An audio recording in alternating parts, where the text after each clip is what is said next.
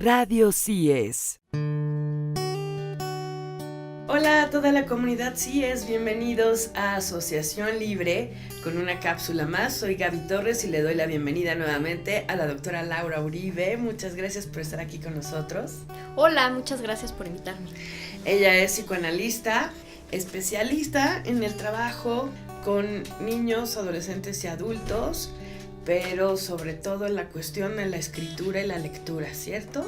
Sí. Digo, para decirlo de una manera resumida, yo sé que tu currículum es amplio, pero vaya, para entrar en el tema, tú nos comentabas en la cápsula pasada que tu tesis estuvo enfocada en el estudio hacia la lectura y la escritura en los niños. Sí. Y todo te surgió porque tú eres maestra de kinder. Trabajé como maestra de preescolar, sí. Ajá. ¿Y cómo fue tu experiencia ahí? ¿De qué te diste cuenta? Bueno, lo que yo fui descubriendo fue que los niños cuando aprendían a leer o a escribir, comentaban cosas muy interesantes respecto a su escritura. Entonces me llamó mucho la atención lo que ellos decían. ¿Cómo que decían? Por ejemplo, en alguna ocasión me encontré una niña que estaba llorando en el recreo, o sea, decidió utilizar su recreo, estaba llorando, pues, entonces me acerco con ella y le digo, oye, ¿qué tienes? ¿Por qué lloras? Me dice, es que me acabo de dar cuenta que mi mamá no entiende lo que escribo y que nadie entiende lo que escribo. Y estaba llorando. Ella escribía, pero escribía pues simbolitos porque estaba en ese proceso, ¿no? Entonces, bueno, ese es uno. Otro ejemplo es el caso de un niño que le llamó Alfie, le cambié el nombre, ¿no? Claro. Que le llamó Alfie, y yo me di cuenta que él empezó a escribir su nombre, él logró aprender a escribir su nombre, después desde que adoptó un peluche que le llamó Muñeca, y lo trajo al salón. Y Peluche tenía su silla, ¿no? O sea, estaba al lado de él como si fuera un alumno más, ¿no? Muñeca, pues. Y entonces a partir de traer a su peluche, a partir de darle un lugar, entonces él empezó a escribir su nombre. Entonces había como algunas cosas que a mí me estaban llamando la atención y yo decía, no solamente es la cognición y no solamente es la inteligencia. Entonces fue pues, a partir de escuchar a los niños y de ver a qué jugaban, ¿no? Claro, y justo esto, acabas de decir la palabra clave que nos comentabas la sesión pasada, que es indispensable, el juego. ¿De qué manera el juego va a ayudar y de qué manera se fomenta el juego? Bueno, hay escuelas en donde afortunadamente sí se conservan estos espacios de juego libre, ¿no? De juego representativo, de juego, o sea, con creaciones, ¿no? Hay escuelas donde sí. Y desafortunadamente hay escuelas en donde pareciera que el juego está en extinción. Y pues nos hemos encontrado, ¿no? Digo, nos hemos porque también platicando con otras maestras o con otros compañeros, nos hemos encontrado que esto tiene impactos negativos en el aprendizaje de los niños, ¿no? Porque a veces lo que se ha sustituido, ¿no? En lugar de esos espacios de juego, lo que está en lugar de eso son una serie de actividades educativas que muchas veces se hacen como con prisa, ¿no? Y también que muchas veces se tiene una prisa porque los niños aprendan rápido y den resultados rápidos. Y eso mismo pasa pues con los maestros, ¿no? Se les pide que haya resultados rápidos, cuando hay procesos que son muy íntimos, muy familiares, en los que no podemos tener prisa. Al contrario, necesitamos mantener la calma para que esto se pueda gestar. Ahora que lo mencionas, me llama la atención. Si los grados escolares son los mismos, ¿no? Desde hace muchos años, entonces, ¿en qué radica esta prisa, esta presión? Si se supone que deben de aprender de acuerdo a un programa ciertas cosas en ciertos niveles. ¿A qué se debe esta prisa o qué es lo que se está buscando o qué está sucediendo? he observado, digo, desde mi experiencia, ¿no? Claro, Pueden haber claro. como muchas más explicaciones, pero desde mi experiencia he observado, sobre todo en colegios particulares, que hay una necesidad de ofrecer resultados en términos como de mercadotecnia, por así decir, ¿no? Y entonces decir, no, pues es que en esta escuela aprenden español, inglés y mandarín, y no sé qué, entonces como una necesidad de dar resultados, ¿no? Para entonces convertirse en un lugar atractivo. Ok.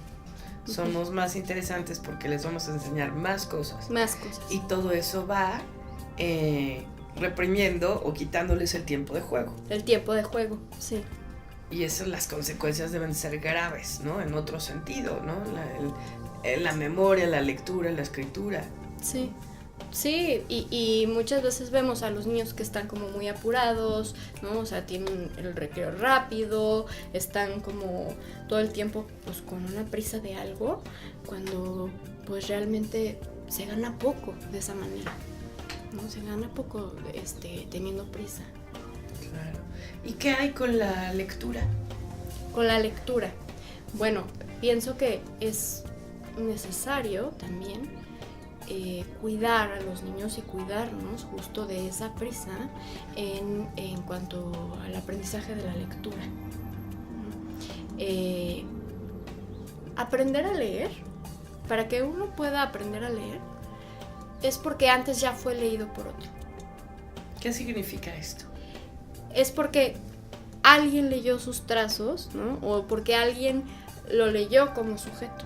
¿no? La medida en la que uno es leído o uno tiene un lugar para otro, entonces uno también puede escribir.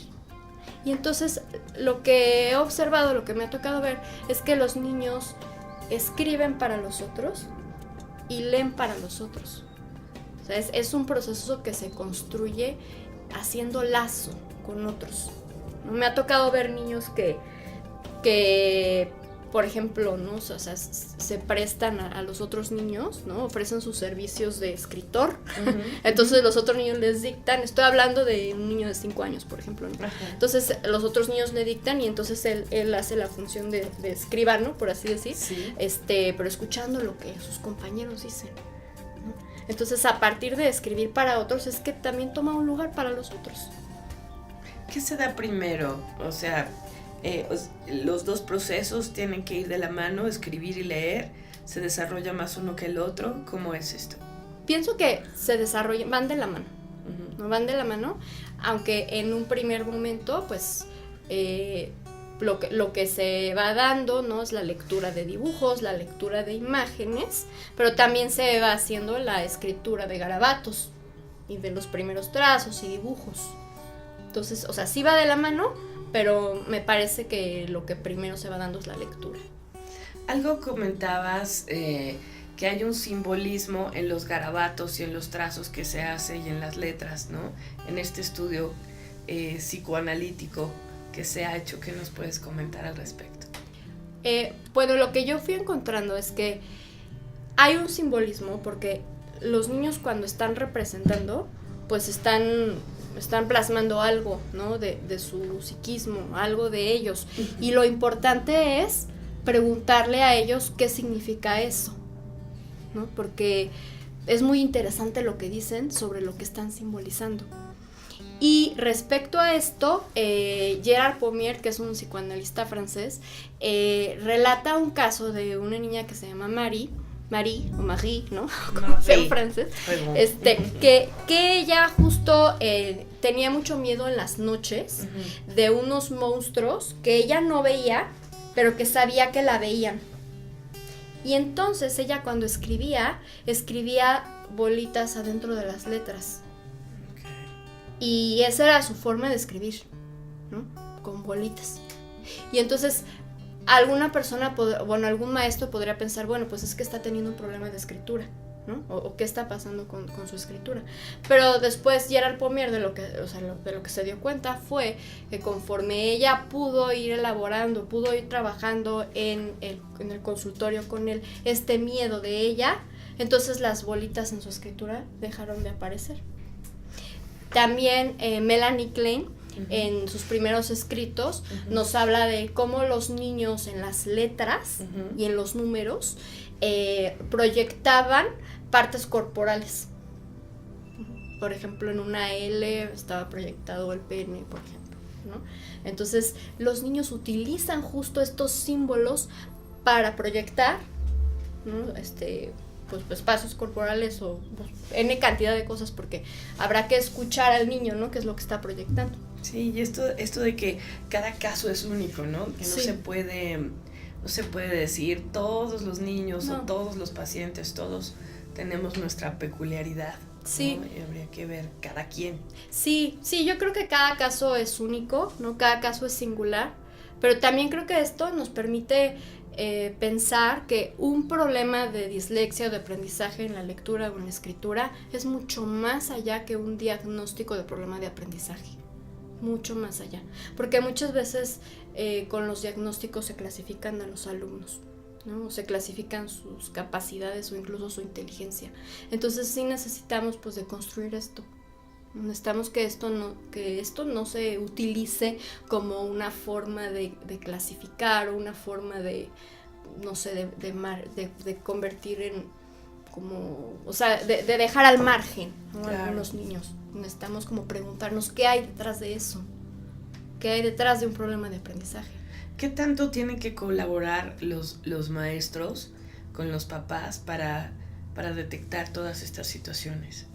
Pues es indispensable que haya comunicación escuela-casa, es indispensable, ¿no? Y también es indispensable que en familia también, en la casa también se colabore, ¿no?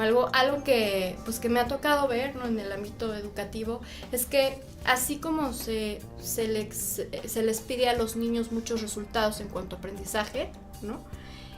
También se les pide mucho a los maestros, ¿no? Que se les pide efectividad, sobre todo estoy pensando, ¿no? En términos de lectura y escritura, o sea, se les pide que todo, o sea, que puedan garantizar que todos los niños lean y escriban. Y pues hemos visto que en la lectura y en la escritura no solamente las prácticas del docente son las que están relacionadas, hay más cosas. Entonces también pues sería importante pensar nuevas formas de acompañar a esos maestros, a esos adultos que acompañan a niños, ¿no? Porque pues sí necesitamos pensar nuevas formas. Oye, ¿y dónde queda el límite de la responsabilidad en la educación hablando de conocimientos, ¿no? Porque ahorita tú me dices, hay que apoyar a los maestros porque cada vez hay más exigencia, pero no pudiera hacer que los papás caigan en esta postura de, yo para eso lo mando a la escuela, en la casa son otras cosas. O sea, ¿dónde está ese límite? Ay, es muy buena pregunta. Pues pienso que desde casa se pueden trabajar muchas cosas necesarias para escuela, como son autorregulación, ¿no? Como son de pronto pues, la capacidad de postergar un poquito, ¿no? Algunas cosas, o sea, o como son aprender a hacerse cargo de sus acciones, hacerse cargo de sus pertenencias, ¿no? Yo creo que estas habilidades son muy necesarias, pues de trabajar en casa para que entonces en escuela se puedan trabajar otro tipo de cosas también. Claro, ya enfocarse a los programas, ¿no? Sí. A lo que tienen que aprender. Oye, y ahora que está tan presente la tecnología en nuestras vidas, ¿de qué manera aporta la tecnología a la lectura y escritura en los niños? Pues a mí me ha tocado ver tanto beneficios como desventajas, ¿no? Por así decir. Me ha tocado ver beneficios porque me ha tocado, en específico estoy hablando de un caso de una niña que gracias a unas aplicaciones pudo empezar a tomar un lugar de autor, ¿no? O sea, con el iPad. Entonces ahí podemos ver cómo o sea, la tecnología le funcionó a ella. Pero siempre se cuidó que ella tuviera un lugar de autor y que fuera la tecnología junto con otras cosas, ¿no? O sea, que la creación y el uso del cuerpo y todo lo que el juego implica estuvieran presentes.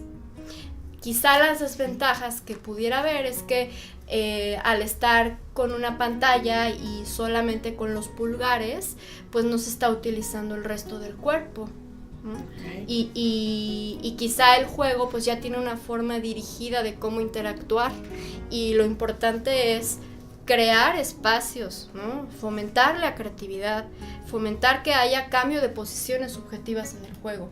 Entonces, pues si bien la tecnología está presente, está y va a estar, ¿no? Entonces el chiste creo que es que nosotros nos sirvamos de ella, ¿no? Y no tanto que estemos a merced de ella. Claro. ¿Y qué recomendación le podrías hacer tú a las personas que tienen niños, que están cerca de los niños, de cómo abordar estas situaciones de dificultades en la escritura y en la lectura? ¿Cómo poder ayudarlos? Sí, pienso que lo primerito, paciencia. Tener paciencia. Porque muchas veces pasa que muchas veces se piensa en las escuelas que a partir de cómo un niño lee, escribe y cómo es en las matemáticas, entonces eso es lo que él es en la escuela. Entonces es importante tener paciencia y considerar que hay múltiples inteligencias, múltiples. El niño es muchas cosas, es mucho más que su forma de sumar, restar y de leer y escribir. Claro. ¿No? Y entonces también es importante, como recomendación, si uno se le transmite al niño paciencia y calma, el niño también lo va a recibir, ¿no? Y pues sí, buscar, ¿no?, un especialista que les apoye, pero sobre todo que les ayude a conservar el deseo por jugar y por aprender. Es súper importante. Los niños tarde o temprano aprenden a escribir y a leer. Tarde o temprano. Y toda la vida lo van a hacer, ¿no? Entonces, tarde o temprano lo hacen, pero lo importante es que lo aprendan desde un lugar de placer y de juego. Es súper importante. Ok, pues excelentes recomendaciones. Muchísimas gracias por compartir con nosotros. ¿Hay algo más que nos quieras compartir de tu experiencia? Bueno, pues quizá lo que quisiera decir es menos es más. ¿A qué me refiero con esto? Ajá. Si saturamos menos a los niños y si les damos más espacio de juego, más espacio de colaboración, entonces vamos a tener mejores resultados. Laura, pues muchísimas gracias por habernos acompañado aquí en Asociación Libre. Oye, ¿dónde te podemos encontrar? Ay, muchas gracias, Gaby.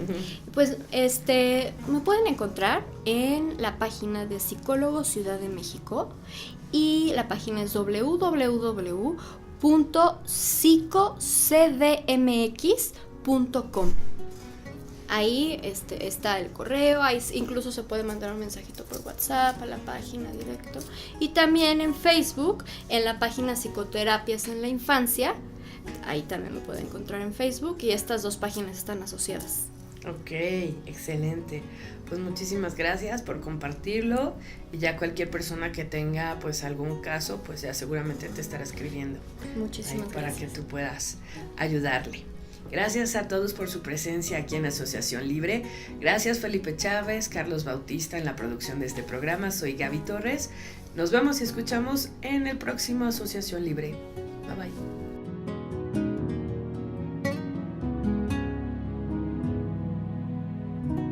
Radio CIES